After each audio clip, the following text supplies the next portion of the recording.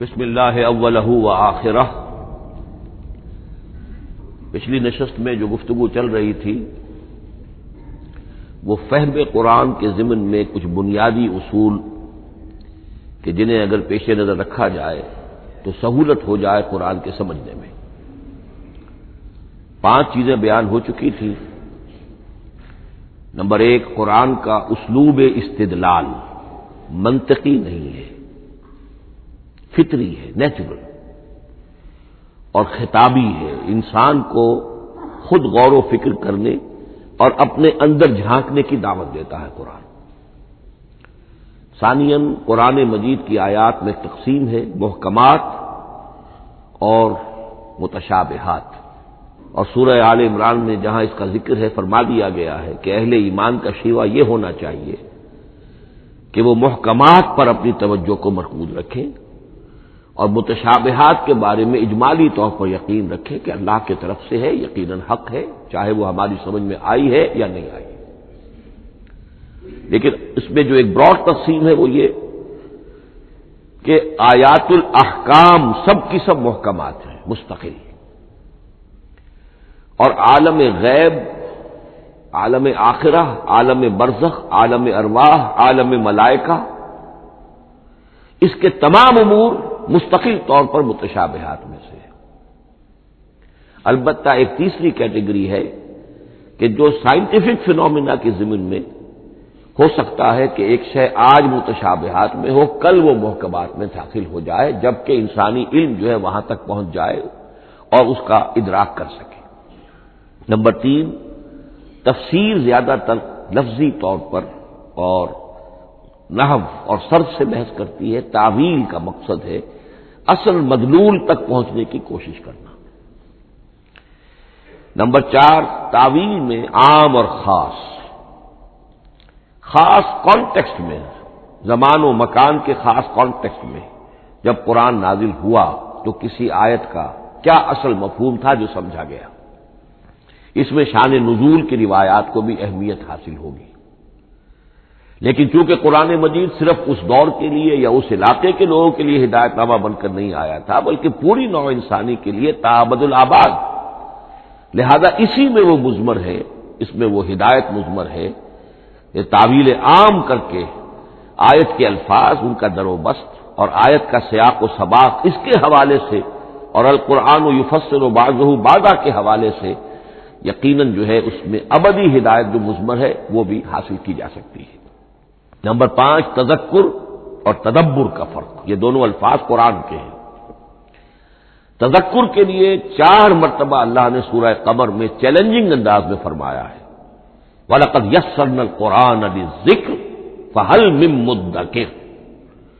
ہم نے قرآن کو ذکر کے لیے، تذکر کے لیے، ہدایت اخذ کرنے کے لیے، بنیادی نصیحت حاصل کرنے کے لیے نہایت آسان بنایا ہے۔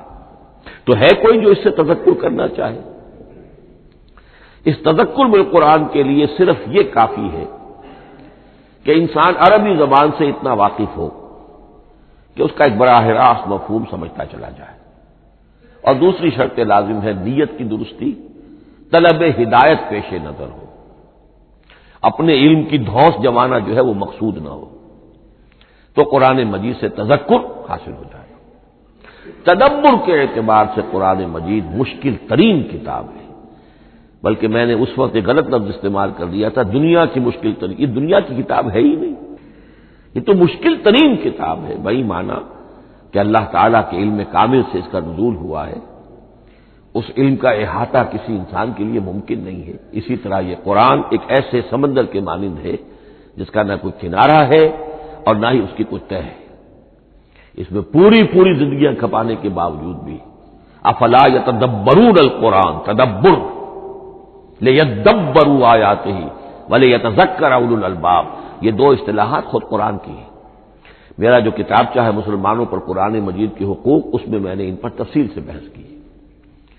نمبر 6، 2 اعتبارات سے قرآن مجید پر غور کرنے والے کا ایٹیچیوڈ ایک دوسرے سے بالکل متضاد ہوگا۔ احکام کے حوالے سے ایک طالب علم کا رخ پیچھے کی طرف ہونا چاہیے. اسلاف نے کیا سمجھا، ان سے پہلوں نے کیا سمجھا، ان سے پہلوں نے کیا سمجھا، صحابہ نے کیا سمجھا، یہاں تک کہ اپنے آپ کو محمد الرسول اللہ کے قدموں میں پہنچا دیجیے. دین کا عملی پہلو، حلال اور حرام، جائز و ناجائز، یہ چیزیں آپ کو، یہ نہیں کہ آپ کو نئے زمانے کی وہ جو بھی ریسرچ ہو اس کے حوالے سے اور نئے زمانے کے سائنسی جو حقائق ہیں ان کے حوالے سے بات کریں.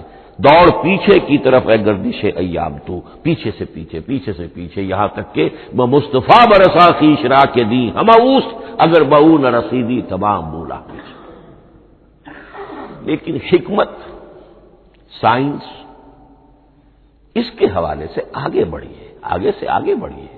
وہ تو میں عرض کر چکا ہوں کہ وہ جو فینومینا قرآن مجید میں سائنٹیفک مذکور ہیں ان کی اصل حقیقت جو ہے وہ ہمارے اگر اسلاف کو سمجھ میں نہیں آ سکی تو بات سمجھ میں آتی ہے.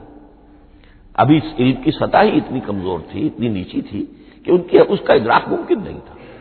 اس میں آگے بڑھیے تو اس میں بالکل متضاد ہو گیا کہ ایک میں زمانے کا ساتھ دینے کی بجائے زمانے سے بھی آگے چلو، اور ایک میں پیچھے پیچھے پیچھے پیچھے، یہاں تک کہ محمد رسول اللہ والذین معہ، محمد الرسول اللہ والذین معہ، ان کے قدموں تک اپنے آپ کو پہنچا دو. آخری شے فہم قرآن کے ضمن میں، لیکن یہ last but not the least کے مصداق ہے. یہ بات بہت صراحت کے ساتھ مولانا مودودی نے لکھی ہے تفہیم القرآن کے مقدمے میں، اور بہت اہم بات ہے، بہت اہم بات. اور وہ یہ ہے کہ قرآن مجید ایک ایسی کتاب نہیں ہے جسے کوئی محقق اور ریسرچ اسکالر اپنی لائبریری میں بیٹھ کر اور ریفرنس بک سامنے رکھ کر ادھر سے ادھر اور سمجھ لے. اس کے سمجھنے کی شرط لازم یہ ہے کہ جو یہ راستہ دکھاتا ہے اس پر چلنا شروع کرے. ایک ایک قدم کے بعد قرآنی حقائق مزید منکشف ہوں گے، اور مزید منکشف ہوں گے، اور مزید منکشف ہوں گے.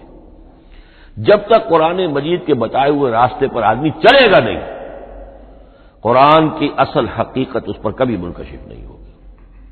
چاہے تفسیر لکھ دے، وہ تو لفظوں کی بحث ہے، صرف اور نحو ہے یا روایات ہے، وہ جمع کر دیجئے. لیکن یہ کہ قرآن مجید کا صحیح فہم عمل کے بغیر ممکن ہے. جیسے قرآن مجید میں آتا زادتہم ایمانا، ایمان بڑھتا ہے، عمل کے ذریعے سے ایمان بڑھتا ہے. میں اس میں ایک شے کا اضافہ کر رہا ہوں. میرے نزدیک قرآن مجید مینول آف ریولیوشن، محمد عربی صلی اللہ علیہ وسلم نے ایک عظیم انقلاب برپا کیا دنیا میں، اور ایک انقلابی جد و جہد کی ہے. دعوت کے قبول کرنے والوں کو منظم کرنا، ان میں سم و طاعت کی عادت پیدا کرنا، پھر ان میں تن من دھن قربان کرنے کا جذبہ پیدا کرنا، پھر ان کا تزکیہ کرنا، ان کی تربیت. پھر جب وہ تیار ہو جائیں تو باطل سے ٹکر، اور اس میں پھر جہاد اور قتال کے مراحل، تاکہ انقلاب آ گیا. اور یہ کہ جاء الحق وزهق الباطل ان الباطل کان زهوقا. اس جد و جہد کے ہر مرحلے پر قرآن نازل ہو رہا ہے، جو اس مرحلے کے جو مسائل ہیں، جو اس مرحلے کے پرابلمز ہیں، جو اس مرحلے کی مشکلات ہیں، ان سے بحث کر رہا ہے. اب اگر کوئی فرد یا کوئی گروہ اس پروسیس میں وہ داخل ہی نہیں، وہ سمجھ ہی نہیں سکتا کہ یہ جو بات کہی جا رہی ہے اس کا اصل محل کیا ہے، مقام کیا ہے، کیوں کہی جا رہی ہے، وہ تو جب اسی قسم کی انقلابی جد و جہد میں کوئی خود مبتلا ہوگا تو اسے معلوم ہوگا یہ تھی وہ مشکل، یا یہ تھا وہ مسئلہ، یا یہ تھا وہ مرحلہ جو اس وقت کی جو جد و جہد تھی محمد الرسول اللہ والذین معہ کی، کہ اس وقت یہ آیات نازل ہوئی. اس طریقے سے مینول آف ریولیوشن میں کہا کرتا ہوں، کیونکہ ہماری جو طب کی تعلیم ہوتی ہے ان میں مینول آف ڈسیکشن، سب سے پہلے جو ہے اناٹمی پڑھائی جاتی ہے اور ڈیڈ باڈی کی ڈسیکشن ہوتی ہے، تو مینول آف ڈسیکشن جو ہے وہ پہلی کتاب ہوتی ہے جو ہمیں ملتی ہے۔ یہ ہوتا ہے، بتایا جاتا ہے یہاں ذرا شکاف دو اور یہ کھال کو کاٹو، اس کے اندر تمہیں یہ نظر آئے گا، یہ فیشیا ہے، پھر اسے اس کے اندر ایک اور شگاف دو، یہ نظر آئے گا۔ بالکل اسی طریقے سے قرآن مجید کی انگلی پکڑ کر اگر آپ چلیں گے تو پھر درجہ بدرجہ قرآن آپ پر منکشف ہوتا چلا جائے گا۔ اور اگر آپ نے اسے صرف ایک اکیڈمک ایکسرسائز بنا لیا، ایک علمی بات ہے، اس سے آگے کچھ نہیں، تو قرآن مجید کا جو اصل لب لباب ہے، جو اصل اس کا جوہر ہے، وہ کبھی منکشف نہیں ہوگا۔ اب آئیے ایک اہم موضوع، اعجاز قرآن کے وجوہ کیا ہیں۔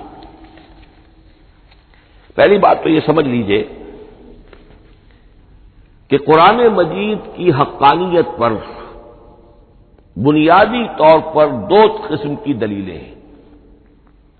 ایک دلیل خارجی ہے، خارجی دلیل محمد الرسول اللہ صلی اللہ علیہ وسلم کی شخصیت اور آپ کا کارنامہ، الصادق الامین، قد لبثت فیکم عمرا، میں تمہارے مابین ایک عمر گزار چکا ہوں، تم نے مجھے دیکھا، میرا کردار دیکھا، تم نے خود مجھے الصادق اور الامین کا جو ہے خطاب دیا، تو خود حضور کی شخصیت دلیل ہے قرآن مجید کی حقانیت پر۔ اس اعتبار سے ایک مضمون بہت اہم ہے، اور وہ یہ کہ قرآن اور محمد صلی اللہ علیہ وسلم اس طرح ایک دوسرے کے ساتھ جڑے ہوئے ہیں، گتھے ہوئے ہیں، ایک وحدت بن گئے ہیں، ایک آرگینک ہول بن گئے ہیں کہ ایک دوسرے کے لیے شاہد بھی ہے اور ایک دوسرے کے لیے کمپلیمنٹری بھی ہے، جس کے لیے میں دو مقامات سے استشہاد کروں گا۔ سورہ بینہ میں فرمایا لم یکن الذین کفروا من اہل الکتاب والمشرکین منفکین حتی تأتیہم البینہ، اہل کتاب میں سے اور کفار میں سے، مشرکین میں سے جو لوگ جنہوں نے کہ کفر کیا تھا، وہ علیحدہ نہیں کیے جا سکتے تھے جب تک کہ بینہ نہ آ جاتے۔ اب بینہ کیا ہے؟ رسول من اللہ یتلو صحفا مطہرۃ فیہا کتب قیمہ، بینہ دو چیزوں سے مل کر بنی، رسول من اللہ یتلو صحفا مطہرۃ فیہا کتب قیمہ، رسول اور قرآن مل کر بینہ ہے، رسول کی شخصیت بین ہے، اور یہ قرآن مجید کے لیے دلیل ہے۔ دوسری طرف قرآن مجید محمد کی رسالت کا ثبوت ہے، جیسے کہ آپ دیکھتے ہیں یاسین والقرآن الحکیم انک لمن المرسلین، والقرآن الحکیم، قسم ہے اس قرآن حکیم کی، یعنی یہ قرآن حکیم گواہ ہے، شاہد عادل ہے کہ اے محمد آپ اللہ کے رسول ہیں۔ محمد کی شخصیت حقانیت قرآن پر دلیل ہے، قرآن محمد کی رسالت پر دلیل ہے، ایک دوسرے کے شاہد۔ دوسرا مقام سورۃ طلاق کا ہے، قد انزل الیکم ذکرا، دیکھو لوگو اللہ نے تمہارے لیے یاد دہانی ذکر نازل کر دیا ہے، وہ یاد دہانی کیا ہے؟ رسولا یتلو علیکم آیات اللہ مبینات، اللہ کا ایک رسول جو تمہیں پڑھ کر سنا رہا ہے اللہ کی آیات بینات، یہ دونوں چیزیں مل کر بینہ بنا، دونوں چیزیں مل کر ذکرا بنا۔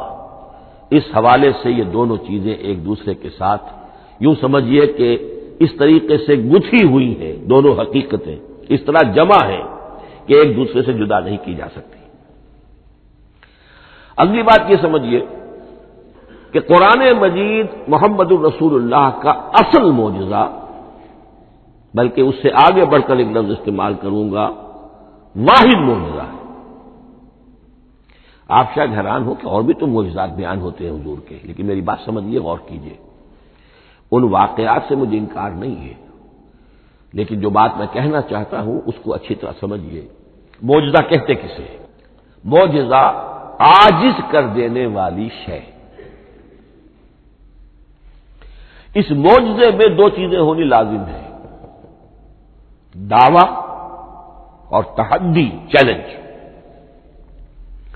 جبکہ کوئی خرق عادت کوئی شے پیدا ہو جائے، خرق عادت اسے کہتے ہیں کہ فزیکل لا ایک ہے، پانی، واٹر کیپس اٹ سرفیس، حضرت موسیٰ کا عصا اس پر لگا اور سمندر پھٹ گیا، خرق عادت ہے، یعنی جو عادی قانون ہے، عام طور پر جو قوانین طبعیہ ہیں ان کا پھٹ جانا، ختم ہو جانا، ٹوٹ جانا، اور کسی حقیقت کا اس میں سے ظاہر ہو جانا جو ان فزیکل لاز کے خلاف۔ آگ کے بارے میں قانون کیا ہے؟ وہ جلاتی ہے، لیکن یہ کہ یہ معجزہ ہے، یہ خرق عادت ہے کہ حضرت ابراہیم آگ میں ڈالے گئے، اس نے نہیں جلائے، یا نارو کونی بردن و سلام علی ابراہیم۔ تو خرق عادت کو اب دو قسموں میں آپ سمجھیے۔ ایک خرق عادت وہ ہے جو دعوے کے ساتھ پیش کیا جائے، اپنی صداقت، اپنی رسالت کی حقانیت اور صداقت کے ثبوت کے طور پر، اور اس میں چیلنج کیا جائے کہ آؤ مقابلہ کر لو۔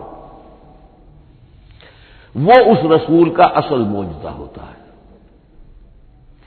ایک خرق عادت وہ ہے جو اللہ تعالیٰ اپنے نیک بندوں کی بزرگی کو ظاہر کرنے کے لیے، غیر انبیاء کے لیے بھی کرامات جنہیں ہم کہتے ہیں ہو جاتی ہے۔ بہت سے صحابہ سے وہ کرامات ثابت ہے۔ حضرت عمر رضی اللہ تعالی عنہ کو شام کا میدان جنگ دکھا دیا گیا، یا ساریۃ الی الجبل کے الفاظ آپ نے فرمائے۔ ابھی تو ٹیلی ویژن کہیں نہیں تھا، ابھی یہ سارے وسائل و ذرائع موجود نہیں تھے، یہ خرق عادت ہے۔ غیر نبی کے لیے اسے ہم کہیں گے کہ یہ کرامات ہے۔ نبی کے لیے لفظ معجزہ اختیار کر لیا جاتا ہے، لیکن معجزہ اس کو نہیں کہنا چاہیے، اصل میں یہ بھی نبی کے لیے کرامات کے درجے کی شے ہے جو اس سے بلند ہے۔ معجزہ وہ ہے جسے کوئی نبی دلیل کے طور پر پیش کرے اور اس پر چیلنج کرے کہ آؤ اور مقابلہ کرو۔ مثلا حضرت موسیٰ علیہ السلام کو دو معجزے دیے گئے، اور اس میں سے جو سانپ بن جانا تھا لاٹھی کا، وہ معجزہ ہے جس پر چیلنج بھی آیا اور ساحروں سے مقابلہ بھی کیا، اور ساحر شکست کھا گئے، عاجز آ گئے۔ القی السحرۃ ساجدین، وہ سارے جادوگر جو ہے فوری طور پر بے اختیار سجدے میں گر گئے۔ آمنا برب موسیٰ و ہارون، ہم ایمان لے آئے موسیٰ اور ہارون کے رب پر۔ یہ معجزہ ہے۔ اس معنی میں محمد الرسول اللہ صلی اللہ علیہ وسلم کا معجزہ صرف قرآن حکیم۔ قرآن مجید میں آپ سورہ انعام میں بھی دیکھیں گے بہت ہی شدت کے ساتھ، سورہ بنی اسرائیل میں دیکھیں گے بڑی تفصیل کے ساتھ معجزے طلب کیے گئے۔ آپ اس مکے کی سرزمین میں ابھی ہمارے دیکھتے ہی دیکھتے چشمہ نکال دیجئے، ہم مان لیں گے آپ اللہ کے رسول ہیں۔ آپ ہماری نگاہوں کے سامنے آسمان پر چڑھ کر دکھائیے، پھر وہاں سے کتاب لے کر اتریے، پھر ہم سمجھ لیں گے آپ اللہ کے رسول ہیں۔ آپ کے لیے چشم زدن میں کوئی محل سونے کا چاندی کا تیار ہو جائے، مان لیں گے آپ کو اللہ کے رسول ہیں۔ آپ اس بے آب و گیا وادی میں فوراً ایک باغ جو ہے اپنے لیے بنا کے دکھا دیں، مان لیں گے کہ آپ اللہ کے رسول ہیں۔ ایسے تمام مطالبات پر اللہ تعالیٰ کی طرف سے کوڑا جواب ملا، اللہ اس قسم کی کوئی شے نہیں دکھائے گا۔ بلکہ سورہ انعام جب ہم پڑھیں گے وہاں تو بہت ہی واقعہ یہ ہے کہ اس کو پڑھ کر رقت طاری ہوتی ہے کہ ایک موقع پر ایسا محسوس ہوتا ہے کہ حضور صلی اللہ علیہ وسلم کی طبیعت مبارکہ میں یہ خیال پیدا ہو گیا کہ اللہ کو ایسی شے کو دکھائی دی جائے تاکہ چپ تو ہو جائے، نہ بھی مانیں گے چپ تو ہوں گے، ورنہ تو عوام کے سامنے ان کی دلیل مجھ پر قائم ہو رہی ہے کہ بھائی یہ رسالت کے مدعی ہے، ہم کہتے ہیں معجزہ دکھاؤ، معجزہ نہیں دکھاتے، تو پوزیشن میری جو ہے کمزور ہو رہی ہے۔ وہاں جس انداز میں اللہ نے کہا ہے، ہرگز نہیں، اے نبی اگر آپ کے اختیار میں ہے تو کہیں آسمان پر سیڑھی لگا لیجئے یا زمین میں سرنگ لگا کے کوئی معجزہ لا سکتے ہو تو لے آئیے، ہم نہیں دکھائیں گے۔ رقت طاری ہوتی ہے۔ تو حضور کا معجزہ اس معنی میں صرف ایک ہے اور وہ قرآن ہے۔ اچھا، اس کے لیے کیسے کیسے چیلنج کیے گئے؟ ام یقولون تقولہ بل لا یؤمنون فلیاتوا بحدیث مثلہ ان کانوا صادقین، سورۃ الطور۔ کیا ان لوگوں کا کہنا یہ ہے کہ یہ کلام خود محمد نے موضوع کر لیا ہے صلی اللہ علیہ وسلم؟ تو اگر ایسی بات ہے تو وہ بھی ایسا ہی کلام پیش کر دیں۔ تحدی، اس چیلنج کو کوئی قبول نہیں کر سکا۔ کم سے کم اس شرافت کا اقرار کرنا پڑتا ہے کہ اس وقت عرب قوم میں یہ شرافت تھی کہ کسی نے اٹمپٹ بھی نہیں کی، ورنہ کوئی شخص الٹی سیدھی عبارت لکھ کر لے آتا اور کھڑا ہو کر کہہ دیتا کہ ٹھیک میں کہتا ہوں یہ ہے، یہ قرآن کی طرح کا کلام ہے۔ نہیں، کسی نے نہیں کیا۔ تاریخ یہ بتاتی ہے کہ اس تحدی کا کوئی کسی نے قبول نہیں کیا۔ اسی طرح فرمایا سورہ بنی اسرائیل میں قل لئن اجتمعت الانس والجن على ان ياتوا بمثل هذا القرآن لا ياتون بمثله ولو كان بعضهم لبعض ظهيرا۔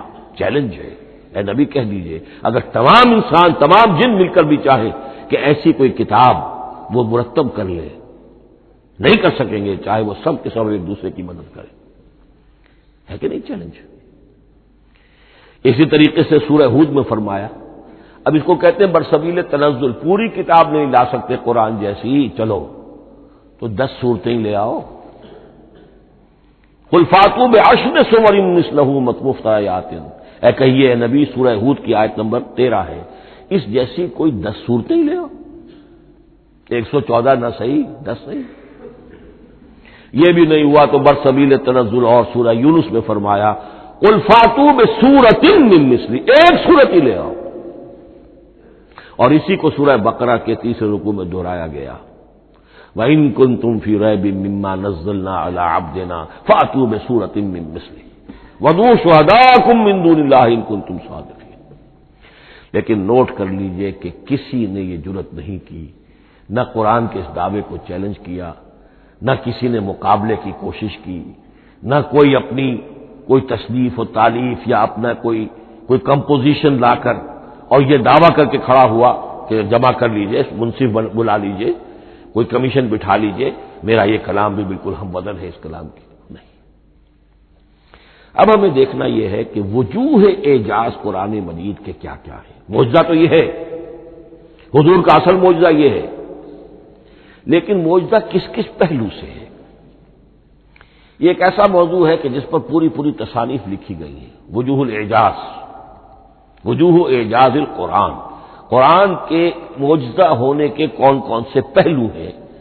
اس کا واقعہ یہ ہے کہ احسان ناممکن ہے، اور جیسے جیسے زمانہ آگے بڑھے گا اس کے اور پہلو واضح ہوتے جائیں گے۔ سنوریہم آیاتنا فی الآفاق وفی انفسہم حتی یتبین لہم انہ الحق۔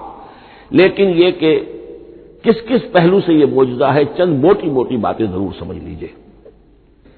لغت، ادب، فصاحت، بلاغت، عذوبت، مٹھاس، اس کے اعتبار سے قرآن معجزہ ہے۔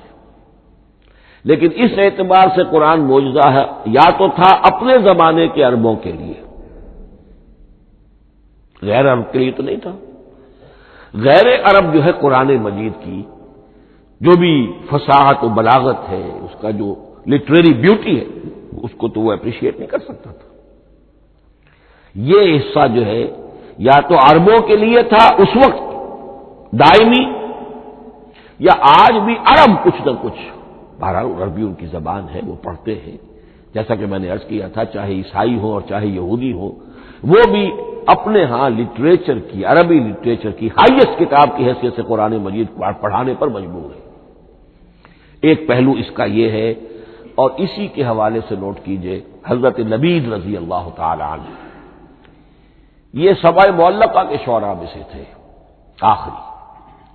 عربوں میں چونکہ اس کا بڑا چرچا تھا شاعری کا، تو ان کا جو سالانہ جشن ایک ہوتا تھا، اس میں وہ بہت بڑے بڑے شعراء سب جمع ہوتے تھے، اپنے اپنے قصیدے پڑھتے تھے، اور جس کا قصیدہ سمجھا جاتا تھا کہ سب سے اعلیٰ ہے، سب سے بلند ہے، سب سے عمدہ ہے، اب اسے اس سال کے لیے وہ گویا کہ ملک الشعراء اس کو مانا جاتا تھا کہ یہ شاعروں کا بادشاہ ہے، اور تمام شاعر اسے سجدہ کرتے تھے بالفعل، اور اس کے قصیدے کو کعبے کی دیوار کے ساتھ ٹانگ دیا جاتا تھا، معلق کر دیا جاتا تھا۔ ایسے 60 قصیدے ہیں جن کے مجموعے کا نام ہے سبع معلقہ۔ اس سبع معلقہ جو ہے 7 جو سلسلے ہیں، ان میں آخری حضرت نبید کا ہے، وہ ایمان لے آئے۔ ایمان لانے کے بعد انہوں نے شعر کہنا چھوڑ دیا۔ اس پر حضرت عمر نے ایک دفعہ ان سے کہا کہ لبید اب آپ شعر نہیں کہتے۔ ان کا جواب تھا ابعد القرآن، کیا قرآن کے بعد بھی کسی کے لیے کوئی موقع ہے کہ وہ کچھ کہنے کی کوشش کرے؟ فصاحت اور بلاغت کی تو میراث قرآن مجید ہے، وہ آ چکی ہے۔ تو جہاں تک اہل عرب کے لیے اس کا معجزہ ہونا، خاص طور پر اس دور میں اور اب بھی کسی درجے میں، اس میں تو اہمیت ہے اس کی ادبیت، اس کی فصاحت، اس کی بلاغت، اس کی عذوبت۔ دائمی اور ابدی یہ کس اعتبار سے معجزہ ہے؟ عہد حاضر میں اور غیر عرب لوگوں کے لیے۔ نمبر ایک، سائنسی حقائق کا انکشاف۔ جس طریقے سے کہ یہ سائنسی حقائق منکشف ہوتے چلے جا رہے ہیں ابدی طور پر، میں ڈاکٹر مورس بکائی کا حوالہ دے چکا ہوں اور پروفیسر ڈاکٹر کیتھل مور کا حوالہ دے چکا ہوں، ان کو ذہن میں رکھیے۔ سنریہم آیاتنا فی الآفاق وفی انفسہم حتی یتبین لہم انہ الحق۔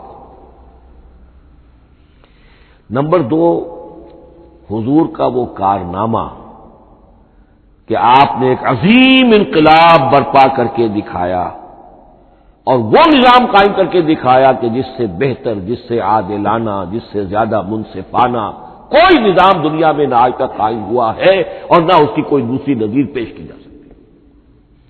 یہ ہے سب سے بڑا معجزہ، اور معجزہ ہوا قرآن سے۔ اتر کر حرا سے سوئے قوم آیا اور ایک نسخہ کیمیا ساتھ لایا۔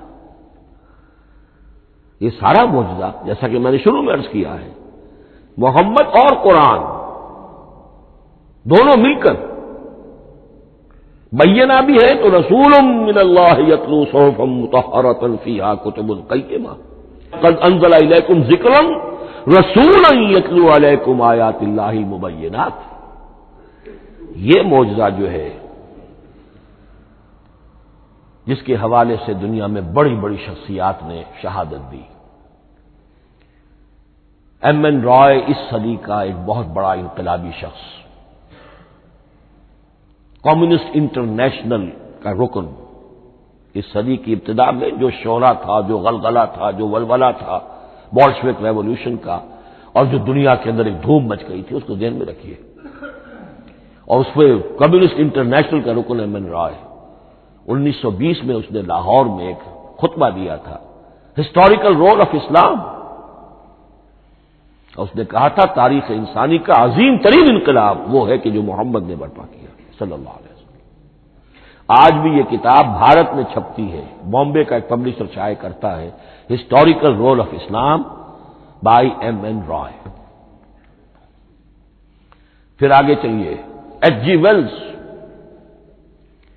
اگرچہ انتہائی رقیق حملے کرتا ہے حضور کی زندگی کے بعض پہلوؤں پر، جیسے رشدی نے کیے ہیں یا جیسے تسلیمہ نسرین ایک بنگالی خاتون نے کیے ہیں، اسی طرح کے حملے کیے اس نے بھی۔ اور یہ اس لیے بتا رہا ہوں کہ یہ اسٹیبلش ہو جائے کہ وہ دوست نہیں ہے، دشمن ہے۔ عربی کا ایک مقولہ یہ ہے کہ الفضل ما شہدت بہ الاعداء، اصل فضیلت تو اس شے کی ہے جس کی گواہی دشمن دے۔ دوست تو تعریف کریں گے، قابل تعریف شے کی بھی تعریف کریں گے، بڑھ چڑھ کر کریں گے۔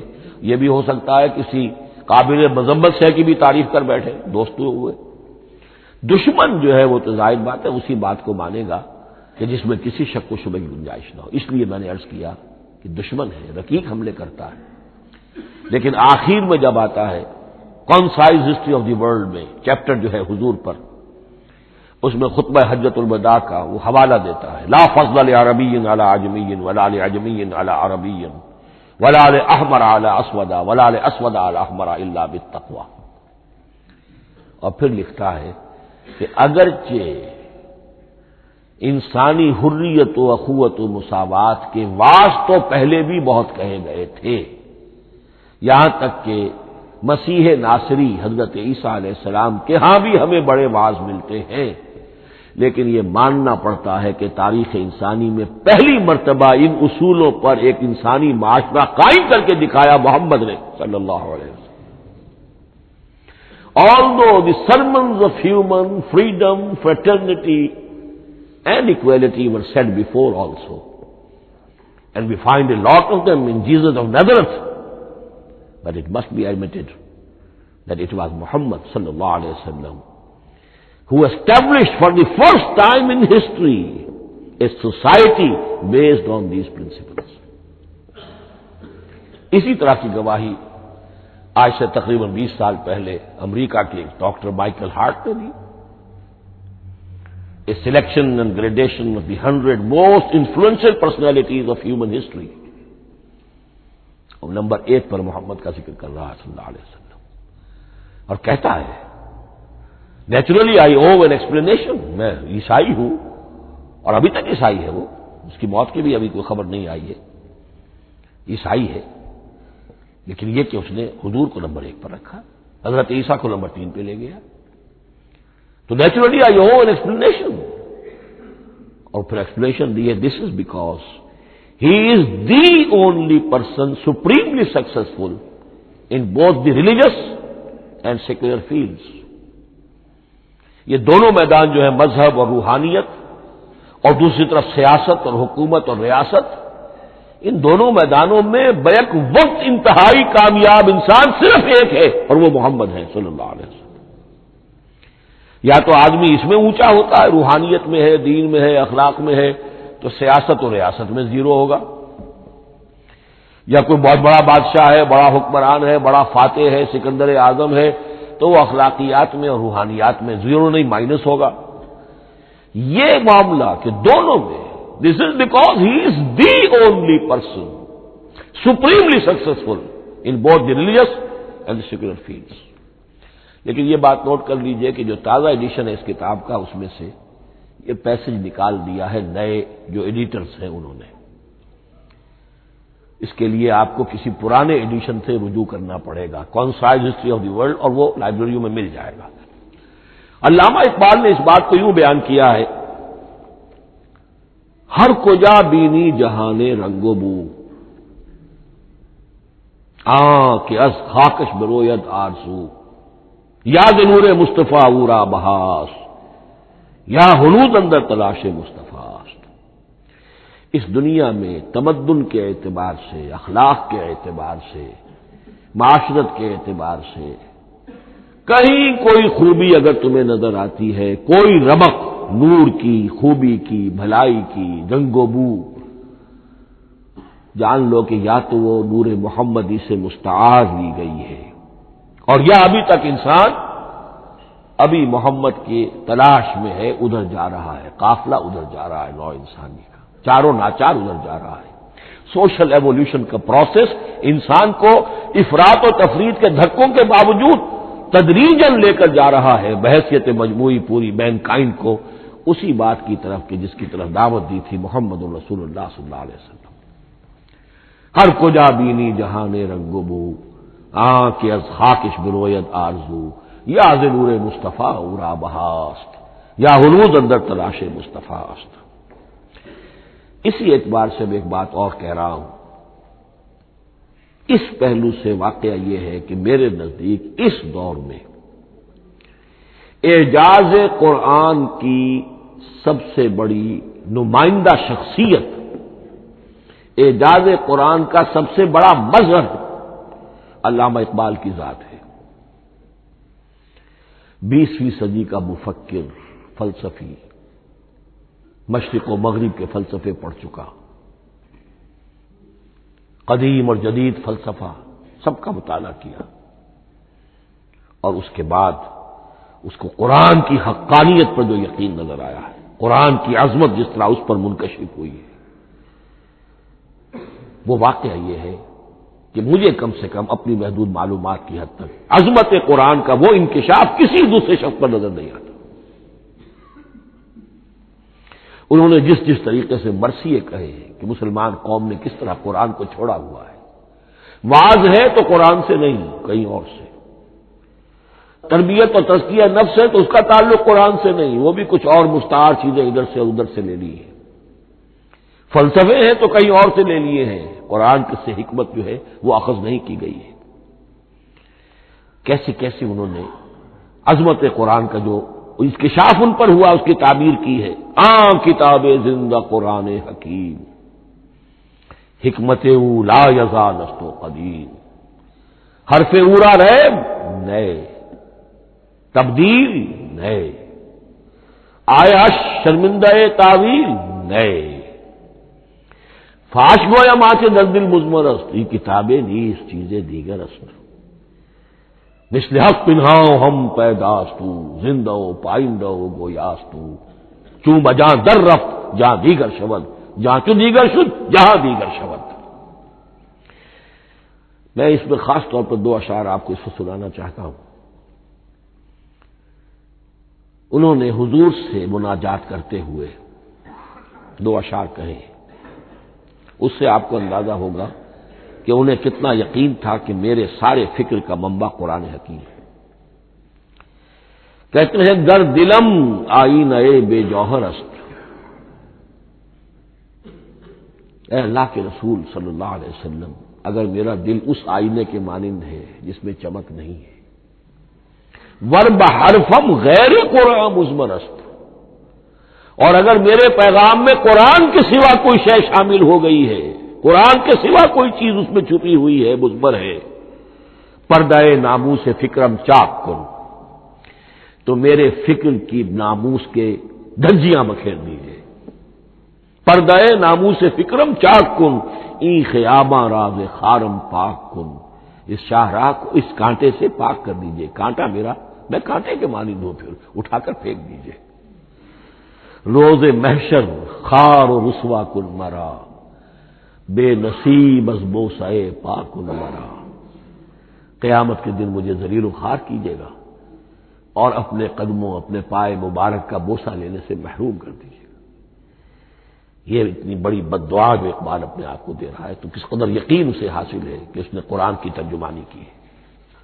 اب آئیے، بہت چھوٹے چھوٹے دو اور مضمون ہیں. قرآن حبل اللہ ہے، اس کے کیا معنی ہے؟ حبل رسی کو کہتے ہیں، اللہ کی رسی. حبل من مسد، سورہ لہب میں یہ لفظ آیا ہے. امام راغب نے اس کی تعبیر کی ہے استعیر للوصل ولکل ما یتوصل به الی شیء. یا تو تعلق کو حبل سے استعارہ دیا جاتا ہے، استعارے کے طور پر حبل کا لفظ کسی تعلق کے لیے استعمال ہوتا ہے، یا کسی شے تک پہنچنے کا ذریعہ، وہ حبل ہے. اب یہ ہمیں لفظ ملتا ہے حضرت علی رضی اللہ تعالیٰ عنہ کی روایت میں، هو حبل اللہ المتین. ترمذی میں یہ الفاظ موجود ہیں، حضرت علی سے منقول ہے رضی اللہ تعالی عنہ. یہی ہے اللہ کی مضبوط رسی. کیونکہ قرآن مجید میں آتا ہے واعتصموا بحبل اللہ جمیعا، تو حبل اللہ کون سی ہے؟ پھر یہ حضرت عبداللہ ابن عمر سے بھی ہے، یہ روایت موجود ہے رزین میں، هو حبل اللہ المتین. یہ قرآن ہی اللہ کی مضبوط رسی ہے. اللہ سے اب اس کے دو پہلو ہیں. ایک تو یہ کہ یہ اللہ سے جوڑنے والی ہے، تقرب اللہ کا ذریعہ ہے، وصول الی الشیء، کسی تک پہنچانے والی شے، اس کا سہل ترین، اللہ کے تقرب کا سہل ترین ذریعہ، مؤثر ترین ذریعہ قرآن حکیم ہے. چنانچہ ترمذی میں حضرت عبداللہ ابن مسعود کا یہ قول موجود ہے، القرآن حبل اللہ الممدود من السماء الی الارض. قرآن تو اللہ کی وہ رسی ہے جو تنی ہوئی ہے آسمان سے زمین کی طرف. یہ ترمذی میں تو اصل میں اثر ہے، حضرت عبداللہ ابن مسعود کا قول ہے، لیکن یہ کہ زید ابن ارقم سے یہ الفاظ جو ہیں مرفوعاً کہ یہ حضور کے الفاظ ہیں، یہ بھی منقول ہے کہ حضور نے فرمایا کہ القرآن حبل اللہ الممدود من السماء الی الارض. اور ایک بڑی پیاری روایت ہے طبرانی کی معجم کبیر میں کہ ایک مرتبہ حضور اپنے حجرے سے برآمد ہوئے، مسجد نبوی کے ایک گوشے میں دیکھا کچھ صحابہ بیٹھے ہوئے قرآن سمجھ رہے ہیں، سمجھا رہے ہیں، پڑھ رہے ہیں، مذاکرہ ہے قرآن. آپ کے چہرے پر بڑے بشاشت کے آثار ظاہر ہوئے، خوشی کے آثار. آپ چل کر تشریف لائے. پہلے ایک سوال کیا، الستم تشہدون اللہ الہ الا اللہ وانی رسول اللہ وہذا القرآن جاء من عند اللہ.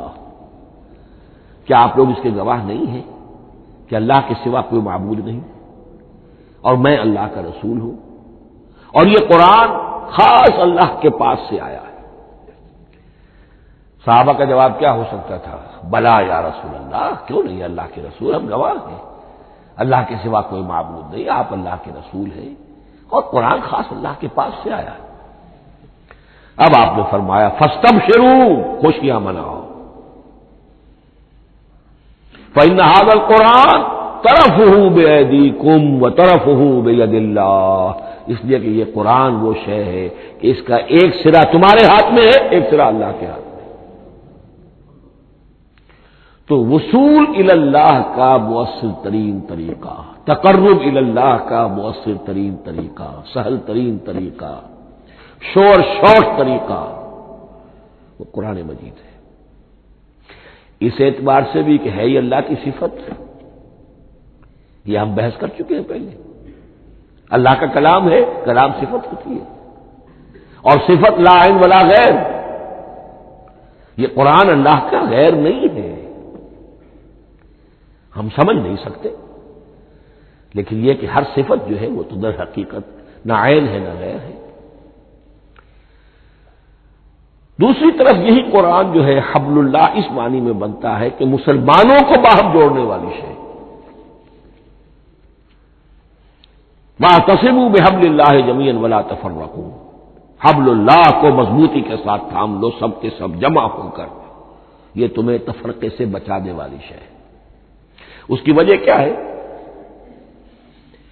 ظاہر بات ہے کہ انسانوں جو ہے ان کے اندر اتحاد پیدا ہوگا اتحاد فکری کے نتیجے میں، فکر ایک ہو، نظریات ایک ہوں، ویلیوز ایک ہوں، مقاصد ایک ہوں، تبھی تو انسان متحد ہوں گے۔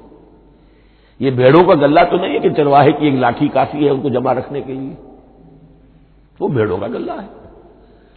انسانوں کو جمع کرنے کے لیے کوئی ایسی شے جو تمہیں ایک فکر سے، ایک نظریے سے، ایک مقصد سے، ایک نصب العین سے متصف کر دے، وہ تمہیں جوڑ دے گی۔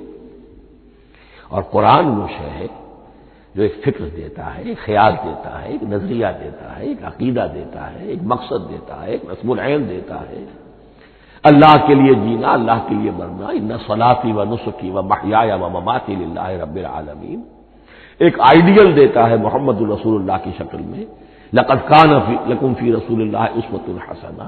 اب قرآن وہ چیز ہے کہ جو تمہیں آپس میں جوڑتی چلی جائے گی، تمہارے درمیان اتحاد پیدا ہو جائے گی۔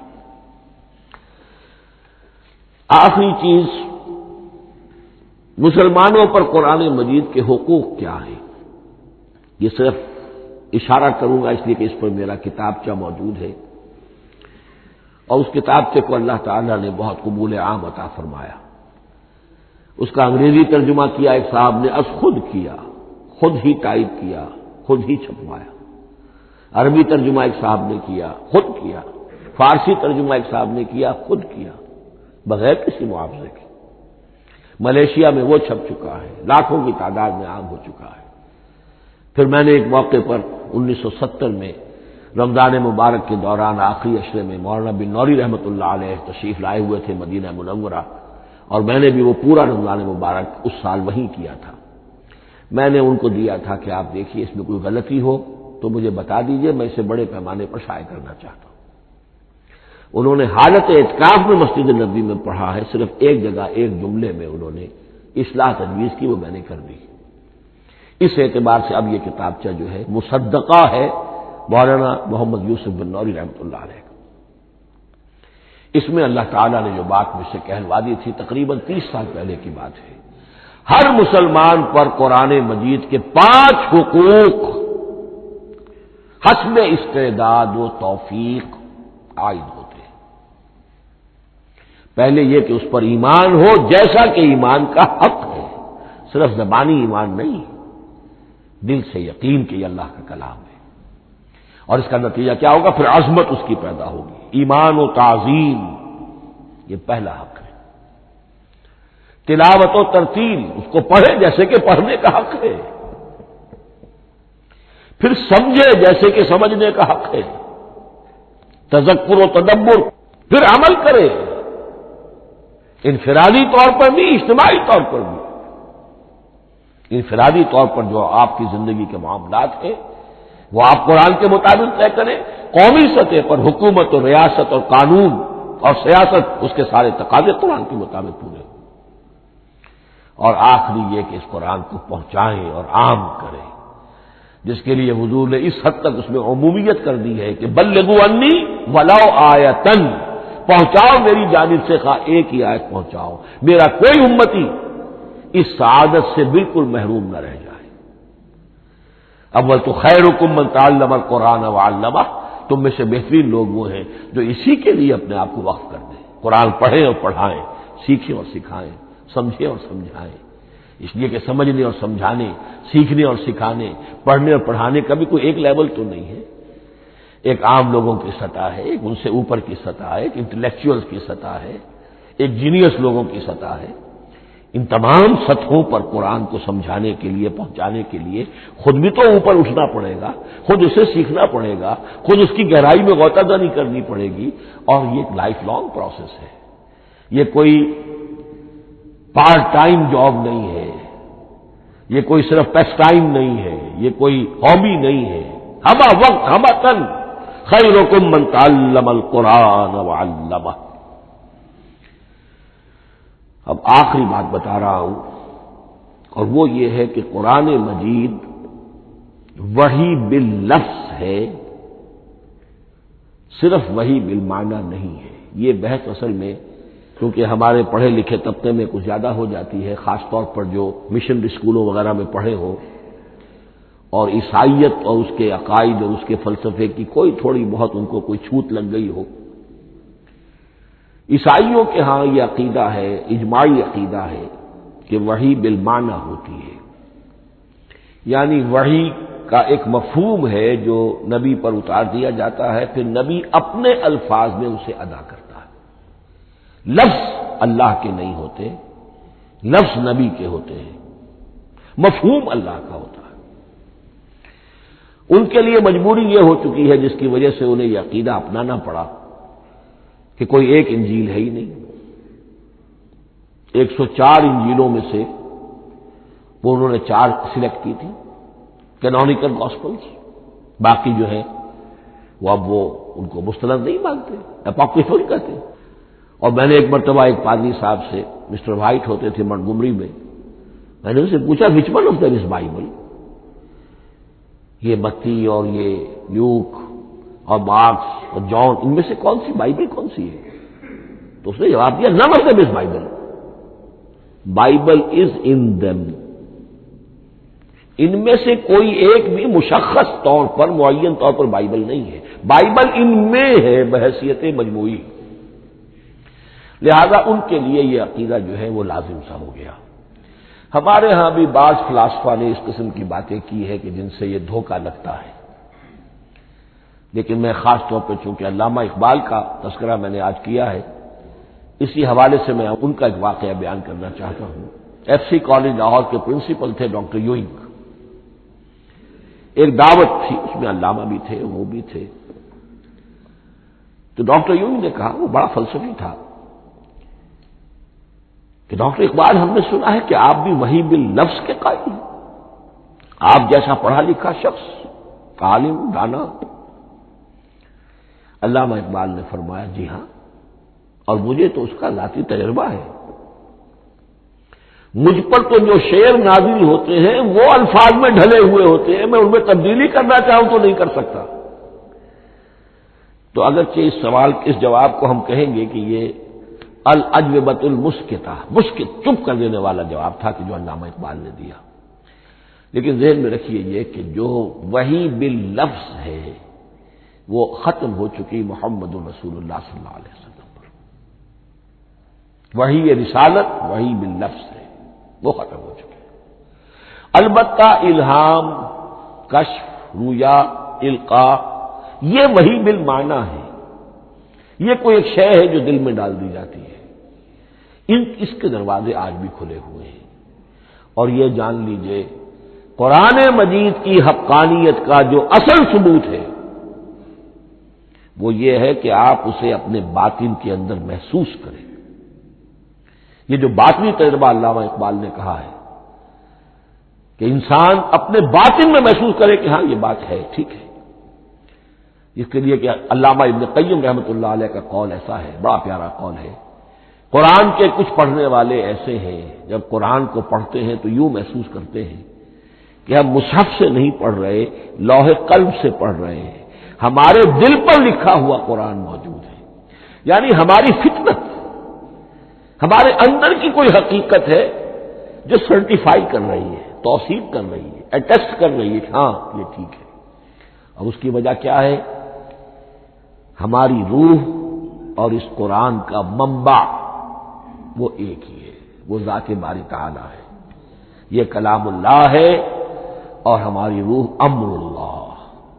یسألونک عن الروح قل الروح من امر ربی وما اوتیتم من العلم الا قلیلا۔ بس میں اسی پر اکتفا کر رہا ہوں۔ بارک اللہ لی ولکم فی القرآن العظیم ونفعنی وإیاکم بالآیات والذکر الحکیم۔